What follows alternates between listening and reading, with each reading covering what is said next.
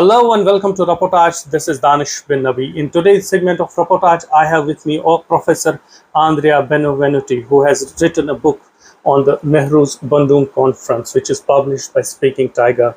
The book essentially is about the conference which was held in Indonesia in 1955, but it talks in detail about Nehru's foreign policy in first 15 years of India's independence. More from the author. So in the book, you have briefly talked about Stalin's relation with India, particularly with Nehru.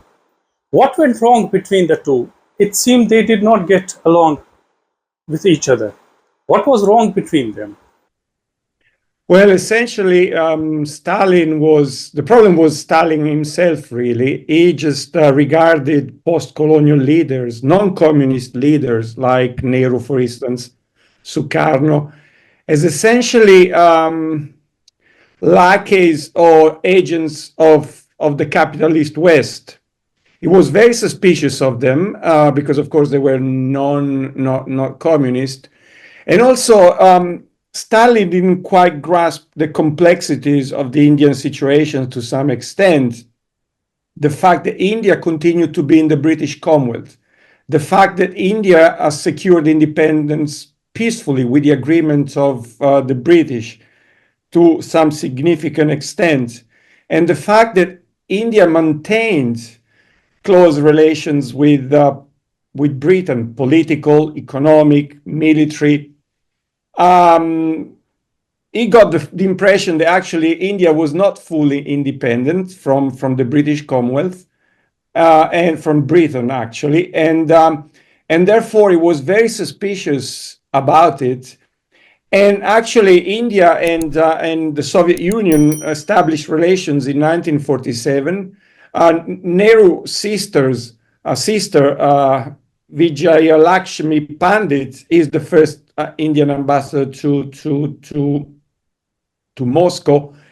And actually, she's being kept at almost arm's length from the Soviet leadership. And it's only with time, in the early 50s, the Stalin becomes a little bit more comfortable with the idea of India actually being a truly independent country. He appreciates, I guess, to some extent, India's non-alignment, the fact that in reality, India is not so overly close to the West, but nonetheless, until Stalin dies in March 1953, the relationship between India and the Soviet Union doesn't really pick up. So who basically was the person? How did India and USSR got close in 1955 with that famous visit, that historic visit? I think the main catalyst for change in Soviet-Indian relations is actually Nikita Khrushchev, the secretary of the Soviet Communist Party, and also by the mid-50s, really the leader of the Soviet Union. As your listeners probably will be aware, from really 1953, from Stalin's death up to 1955, there's a sort of struggle for power in Moscow. There's a so-called collective leadership. And eventually in 1955, around about 1955, Khrushchev emerges as really the main leader. And he's got a completely different vision than Stalin, in particular with the developing post-colonial world. Stalin assumed that if you were not with the communists, you were essentially against the communists, and that's why he was suspicious of Nehru's and others. So it was actually the Khrushchev who brought India and Russia close. Yes, because actually he perceived there's a sort of significant ideological change in Moscow because Khrushchev is willing to pursue peaceful coexistence, doesn't believe that non-communist post-colonial leadership are to be, are sort of a problem for the Soviet Union. He actually feels that the Soviet Union has lost important ground in the developing world because of Stalin's rigidity, ideological rigidity. And so he's saying basically, well, they're not communist. We know that they're not communist, but that doesn't mean that actually they can, on certain issues, they can agree with us, and on certain problems, they can side with us. And Khrushchev is willing, therefore, to engage with India. He realizes that Nehru is essentially following a non-alignment policy, is not so close to the West in many ways, and therefore there's significant political mileage to be had if indeed the Soviet Union is willing to engage India. And Khrushchev is very keen on engaging India, and the relationship actually picks up quite quickly. You mentioned Daanish. Bulganin and Khrushchev's visit to India in December 1955. It's a well-broadcast, if you like, trip to India. Nehru had been to the Soviet Union in June 1955. And so it's the making of what became a very beneficial relationship with India, not simply under Nehru, but particularly after, under Indira Gandhi. And even nowadays, India's relations with Russia, which is the successor to the Soviet Union, is actually I would say, in pretty good nick. Now, coming back to the main theme of your book, which is the Bandung Conference in Indonesia. A common perception in India, in the subcontinent, is that it was Nehru's idea. But in the book, you bust this myth and write that it was actually an Indonesian idea, not the Nehru's idea. Like the 5 principles, the Panchsheel, which India had with China. It was a Chinese idea, not a Nehruvian idea. In the same manner, you write that the Bandung Conference was the Indonesian idea and not the Nehru's idea. Elaborate a bit for the viewers how basically Bandung came into being, this Bandung Conference came into being. Thank you for your question, because actually many years ago, when I started looking into India's foreign policy, I was under the same assumption. I always assumed that actually it was Nehru, the main, if you like, initiator of this process. In reality, the idea of an Afro-Asian conference came from the Indonesians, in particular from the Prime Minister of the time, Ali Sastro-Midjojo. And Nehru initially was skeptical because he thought that the time was not really ripe, that an Afro-Asian conference would be too big, with countries with so many different political, cultural, even philosophical backgrounds. And he also was probably to some extent even skeptical that the Indonesians would be able to organize such a conference, because Indonesia had never organized such a conference, while India had way more experience in this type of things. And so he was not particularly keen on it. He didn't say no to the Indonesian, but if you like, he played for time, and he said, well, just maybe start sounding out different countries, but he clearly didn't give the Indonesians any clear reassurance that actually he would support their idea. It's only in the mid-late 1954 that actually he starts realizing that actually he could use this Indonesian initiative to pursue some important Indian foreign policy objectives. And that's the reason why he begins to support it. That's how actually he ends up driving the process from the late 54 to the actual conference in April 1955. So why does he do that?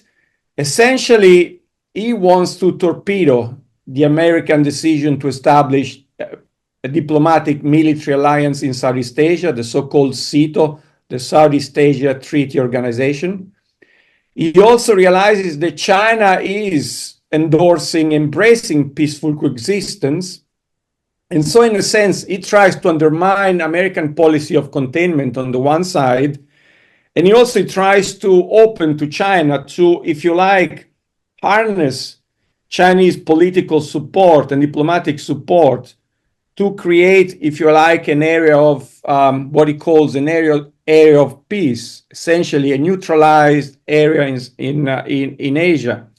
And that's how, in a sense, that's why Nehru essentially embraced the idea and actually ran with it. And how was Krishnan Menon, who was his close associate and a very senior diplomat, and the US ambassador at that time, how was he instrumental in bringing Nehru on board for the Bandung conference? Because Nehru had reluctantly agreed to participate in the conference. Thank you. That's a very interesting question. I mean, all your questions are very interesting, but this one is, it's also very interesting because Krishna Menon always, if you like, draws still lots of attention and is a very interesting figure. But like Nehru, Menon wasn't too keen on the idea. In April 1954, when the Indonesians start raising the idea of a possible conference, he tells Nehru that actually is not too much in favor of it for the very same reasons that I mentioned before. It's not the right time. The outcome of it is uncertain. We don't know if the Indonesians are able actually to organize it. Such a big conferences oftentimes don't produce tangible results. And so he tells Nehru, look, if you can avoid it, perhaps we should avoid it. But on the other hand, you might risk offending the Indonesians. So he said, well, play for time. That's the advice that Krishna Menon gives to the prime minister. It's also interesting that in December 1954, before the Bogor conference, Bogor is a small town not far from Jakarta in Indonesia, where the 5 countries that will organize the conference in Bandung. The Colombo powers you're talking about. Exactly, the Colombo powers gather in Bogor to agree on an agenda, as well as on the countries that would come to Bandung few months later. Even before the prime minister departs for Indonesia, Krishna Menon says, well, now we can't avoid it. However, he conveys a certain degree of skepticism towards the whole idea. And even in Bogor is not really impressed by the Indonesians' capacity of organizing these type of conferences. In fact, he's very scathing of the Indonesians. But the Indian officials and Indian diplomats helped the Indonesians, which the Indonesians didn't like, because they thought it's an interference in their internal affairs. It's a very interesting relationship, Daanish, because in fact the Indians becomes really involved in organizing the conference because they fear that actually the Indonesians are not up to it. And of course, the Indonesians resent it. Having said that, at the end of the conference, Nehru was very gracious in actually thanking the Indonesians for what they managed to pull off. In fact, in one of his notes to one of his advisors, he said, actually, the Indonesians have done a good job, and I wonder if we would have been able to do the very same good job in Delhi. So at the end, he was very gracious and appreciative of the role, but the Indonesians didn't appreciate Indian leadership to some extent. One of the main attractions at this conference was China and their premium Zenolai. Importantly, it was Nehru who pushed China into the conference when Pakistan and Myanmar, the Burma that time, Pakistan and Sri Lanka, the 2 Colombo powers out of the 5, they were reluctant with the Chinese. And it was Nehru who pushed China into the conference. But unfortunately, by the end of the conference, the entire limelight had moved on to the China, especially on the Zenolai, instead of Nehru. Did it somehow stole the limelight from Nehru? He did. He did steal the limelight from Nehru. And in a sense, people may ask, well, was a mistake on the part, did Nehru make a mistake in inviting him? Because at the end of the day, he stole the limelight from him. But in reality, the problem was not so much that he stole the limelight from Nehru, which he did. But the problem was that, in a sense, at the end of the day, inviting China to the conference was a gamble. And at the end of the day, that gamble backfired on India when in the mid-50s, then China decides to ditch, if you like, peaceful coexistence. And actually, Chinese foreign policy becomes again more radical and more revolutionary. So in a sense, what actually Bandung achieved, ironically enough, for Nehru was quite problematic, because at the end of the day, actually, the Chinese, if you like, cashed their check, were able to, from Bandung onwards, to expand the relations with the rest of Asia and Africa quite effectively. And then they tried in the 60s actually to compete against India and to try to, if you like, still try to marginalize India, if you like. Before I come to the this India-China relations, especially Nehru's understanding of China, I would like to ask you, which you have written quite extensively in the book, about Nehru's behavior in the conference and Chen Olai's behavior in the conference. Many smaller states like Lebanon, they started to hate Nehru by the end of the conference, and they had been quite close to Chen Olai of China. Did Nehru try to be a big brother by his behavior in the conference? That's a tricky question. That's a good question.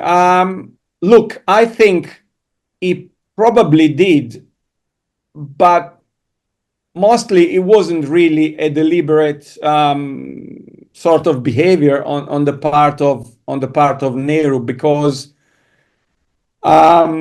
he was, let's face it, by the mid-50s, he was one of the most visible figures in Asia and Africa. His reputation really preceded him. The independence of India in 1947 was a major event. He was a very well-established nationalist leader, well-recognized, almost a household name, and then carrying with him a major power. And therefore, it's all inevitable that reputation as well as political clout, in a sense, makes you think that perhaps your viewpoint should count more than the one of others. But in reality, I think, to be fair on Nehru, I don't think he was just patronizing all that much. From time to time, I guess, yes, but in reality, I don't think it just was over all that patronizing at all. I think the main problem was that certain countries did not appreciate the fact that actually he was preaching non-alignment to them. In fact, I think, I can't remember now which one of the leaders at Bandung, one of them said, well, Mr. Nehru, you actually keep banging on non-alignment, but actually you spend a significant amount of money to pursue a non-alignment policy nonetheless. And actually, my country can't have the luxury to do that. And so therefore, we prefer to side with the West rather than stay non-aligned. And so there were political reasons, I guess, for why certain leaders didn't quite appreciate Nehru. You mentioned Lebanon, but also I could mention Turkey. The Philippines were critical. The Thais were critical to some extent. And so I said, probably to some extent, to recap your question, yes, he was somewhat, came across as a big brother, but if you really wanted to do so, I'm not quite sure. Point well taken. In the book, you have mentioned about the China. Was China able to get hold of this conference for their own use?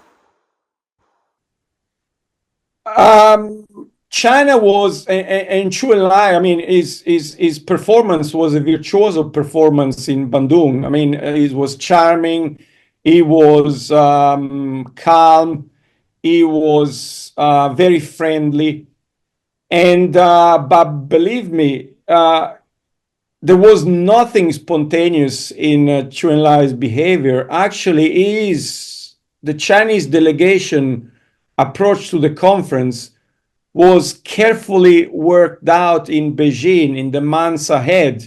And they went into great detail to actually trash out a strategy.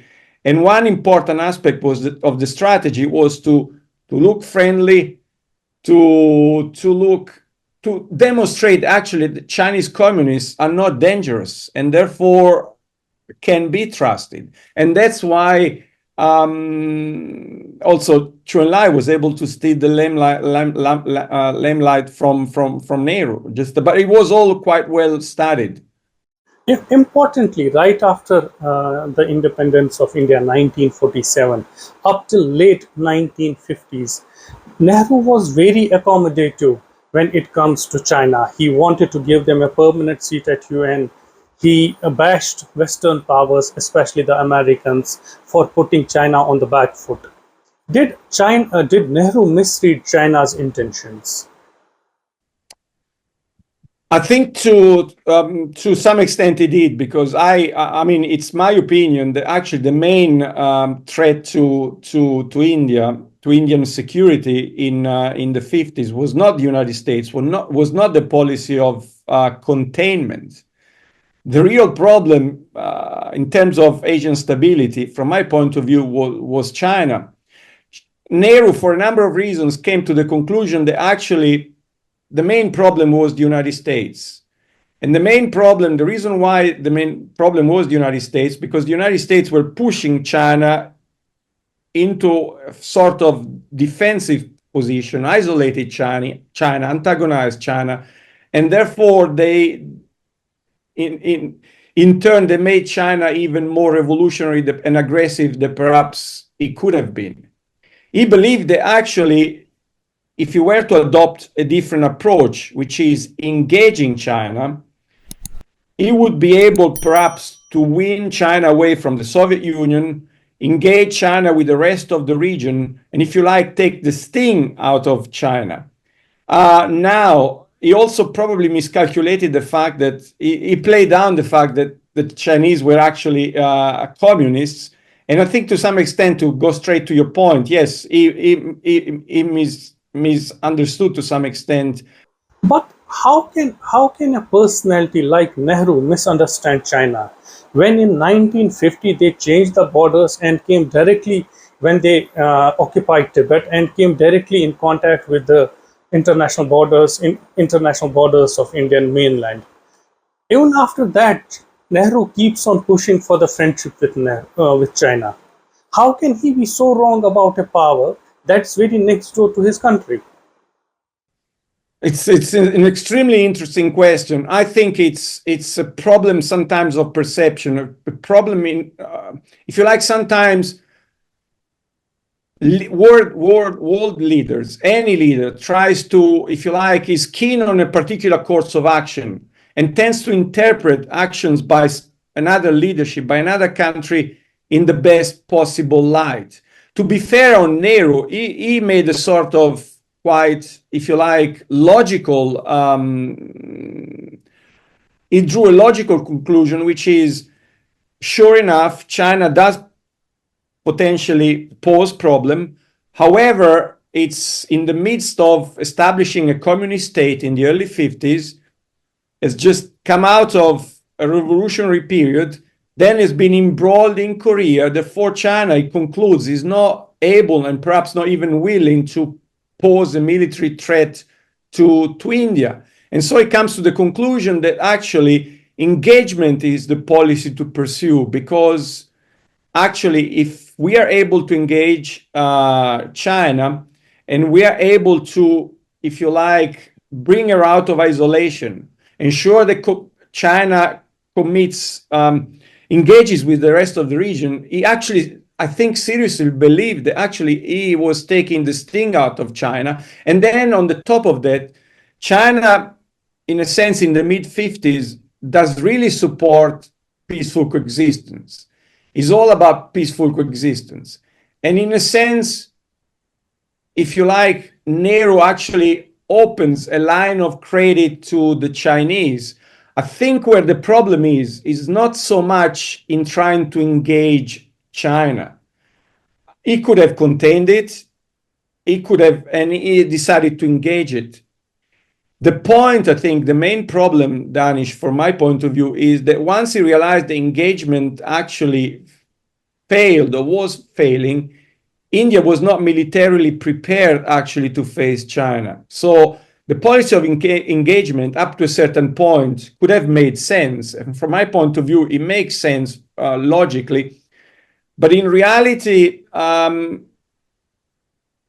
problem is that it didn't quite, Indian defense policy was not really geared to face China. Of course, measures were taken in the late 50s to deal to some extent to start dealing with the problem, which is what if China attacks us and so on and so forth. So a certain degree of military preparedness was clearly necessary. And Nehru, to some extent, did do that, but it wasn't enough. My last question. China in 1953-54 had a policy of appeasement, we can call it, when they tried to have good relations with all South Asian countries. Was it a ploy? Was it a decoy to spread further communism in these countries? The Chinese leadership after the war in Korea comes to the conclusion that actually China's radical posture has not gained any friend to China, and therefore they see peaceful coexistence, or if you like, a policy of rapprochement or policy of appeasement towards a number of regional neighbors, is a way to, if you like, tranquilize them. It's a way to allow China for a certain degree of time to become strong economically and even more military. And it's only in the late 50s, in connection with the Great Leap Forward, that China becomes again more revolutionary and therefore is not willing to actually to be that sort of cuddly bear the image that she tried to sell to countries like India and others. Also bear in mind that peaceful coexistence was quite well studied, if you like, was quite well conceived by the Chinese. They wanted to undermine American policy of containment. And so if China demonstrated to the rest of the region that actually they weren't a threat to anyone, well, why would Asian countries side with the United States? So if you like, trying to portray itself as a friendly communist power and not a threat to anyone in the region was a way for China to say, look, Asian nations, we don't pose a threat to you. Actually, it's the United States that poses a threat to you. So don't join American alliances in the region because we pose no threat to anyone. And so it was a quite deliberate, if you like, policy decision. And that's why China pursued peaceful coexistence for a few years. And Nehru and India completely failed to understand this ploy. It's interesting to some extent. Nehru failed to understand this ploy, or perhaps he made a different calculation. In fact, actually, reading declassified documents, he said, "Well, I know." Even speaking in Parliament in the Lok Sabha, he says in 1954, "I know that I'm opening a line of credit to the Chinese. I understood you. I understand that the Indian public is not entirely comfortable with the idea of China all of a sudden being so friendly and so nice to all and sundry.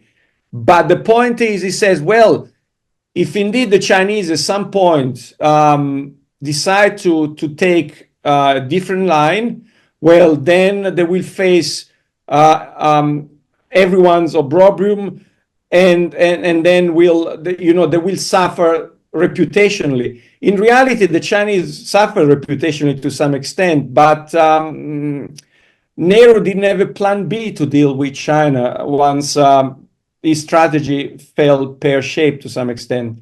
Andrea, had Nehru any plan B, situation right now would have been different. Thank you very much for talking to me and giving your precious time. And let me hold your book once again so it reaches maximum readers. They buy it, read it, and understand it, what the relations and how South Asia, the Bandung Conference, and especially Nehru's foreign policy is. Pleasure talking to you. Likewise, Daanish, and thank you very much for having me on your program and for giving me the opportunity to talk to you and to your listeners. Please subscribe to our channel Reportage and press the bell icon to remain updated.